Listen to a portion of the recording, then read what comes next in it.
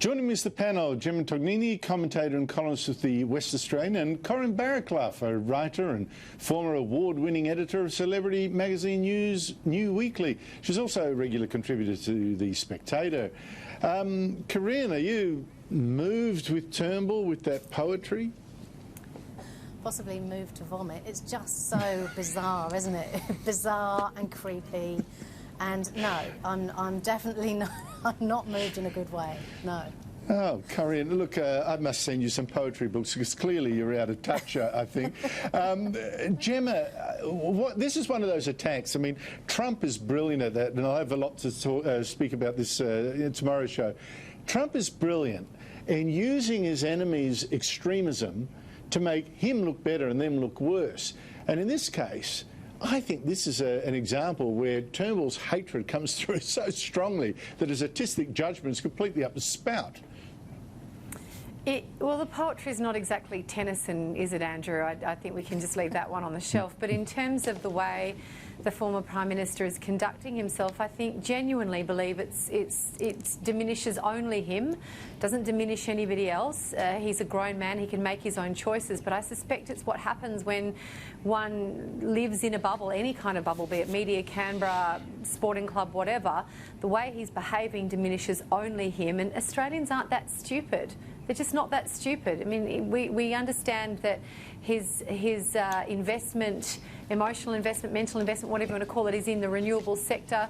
That's where he thinks the policy should go. He had his chance. He had his chance as Prime Minister, and I just need to remind him today that he who lives by the sword dies by the sword. There's a former Prime Minister called Tony Abbott who's not quoting poetry, he's doing his own thing. I just think let it go because you're diminishing only yourself. That's my view. Well, I think he's already done that early this week by releasing extracts from his upcoming memoir where he actually portrays private correspondence from the finance minister to him, releases that to the public, which I think is a terrible betrayal, and misrepresents something that the finance minister said to him, Matthias Cormann, to claim that Cormann's wife was ashamed of him. I mean, to put that on the public, what? That's just so low.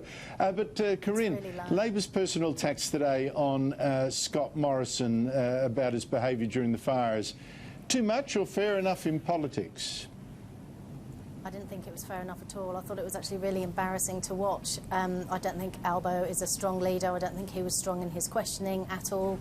It actually really screamed to me as if they'd got the crazies from Twitter to write their questions for them. It was so laboured, and they need to be really careful of that. That line of questioning is not talking to mainstream Australians. It's not talking to people ultimately that they've got to win over. It's talking to the far left fringe and that pocket of left-wing journalists, their kind of obsession. But the majority of people weren't looking at that, and they weren't impressed. Morrison, I think, came across as a strong leader, which I do think he is. I still believe that.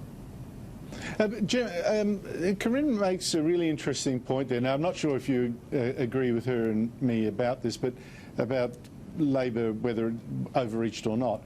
But the point, it seems to me, is that political parties of the left, and you saw that with the Democrats yesterday during Donald Trump's State of the Union thing, you know, carrying on like street activists, you know, shaking their fists at him, heckling him, tearing up his speech. It's just ludicrous stuff.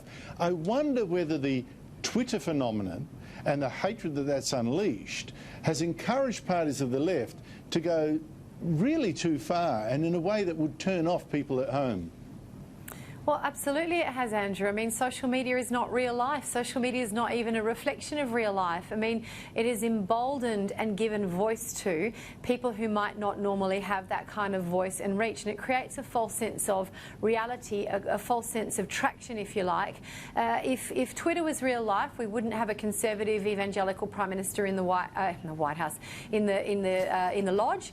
We wouldn't, you know. And if Twitter were a reflection of real life, there'd be not a single single, you know, ladies' room and gentlemen's room in the nation. Everything would be gender fluid, and I just, it bears a massive reality check for all of us, but particularly for those who are operating in that political spectrum. Because, Andrew, if they want to win an election, they have to convince people who didn't vote for them last time to vote for them this time. And please, Albo, Mr Albanese, please tell us what the Labor Party has done to reposition itself, to show that it has demonstrated that it has listened to the electorate that gave it the forks at the last election. What have you done to reposition yourself, to show that you've listened and to conduct yourselves differently? You guys were the ones who said that it was the climate change election. You've done nothing to show that you've listened to the electorate. You've doubled down because clearly everybody's spending too much of their time on Twitter. I'm just posting pics of my dogs, Andrew. That's what I'm doing on Twitter. You want to follow me? Plenty of pics of my dogs.